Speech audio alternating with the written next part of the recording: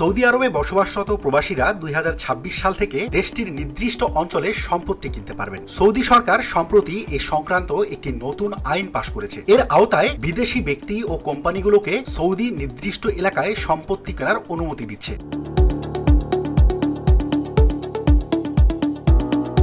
চলুন জেনে নেওয়া যাক কোথায় বাড়ি কেনা যাবে। প্রথম ধাপে যেসব এলাকায় বিদেশিদের সম্পত্তি কেনার অনুমতি দেওয়া হবে তার মধ্যে রয়েছে রিয়াদ, জেদ্দা সহ আরো নির্ধারিত কিছু অঞ্চল, যেগুলোর নাম পরে ঘোষণা করবে কর্তৃপক্ষ। তবে মক্কা এবং মদিনায় সম্পত্তি কেনার ক্ষেত্রে বিশেষ বিধিনিষেধ থাকবে ধর্মীয় এবং সাংস্কৃতিক গুরুত্বের কারণে।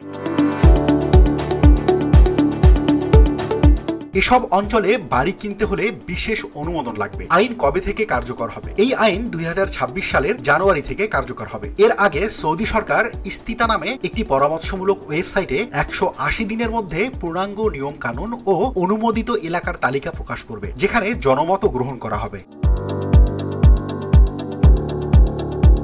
চলুন জেনে নেওয়া যাক কারা কিনতে পারবেন। বিদেশি ব্যক্তি ও কোম্পানি এই আইনের আওতায় সম্পত্তি কিনতে পারবে। বিদেশি বিনিয়োগকারীদের জন্য এই উদ্যোগকে দেশের অর্থনৈতিক বৈচিত্র্যীকরণের অংশ হিসেবে দেখা হচ্ছে।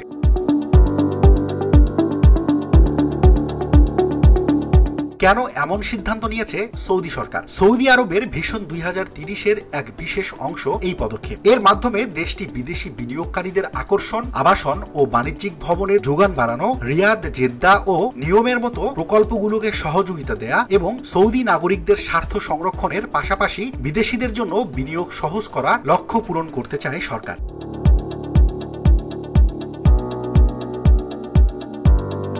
বিশেষজ্ঞদের মতে দুবাই, আবুধাবি, দোহার মতো শহরগুলো আগে থেকেই বিদেশিদের জন্য নির্দিষ্ট এলাকায় সম্পত্তি কেনার সুযোগ দিয়েছে এবং এতে বিপুল পরিমাণ বৈদেশিক মুদ্রা বিনিয়োগ এসেছে। সৌদি আরবও যদি একই পথ অনুসরণ করে তাহলে রিয়াদ ও জেদ্দা হয়ে উঠতে পারে মধ্যপ্রাচ্যের নতুন বিনিয়োগের হটস্পট।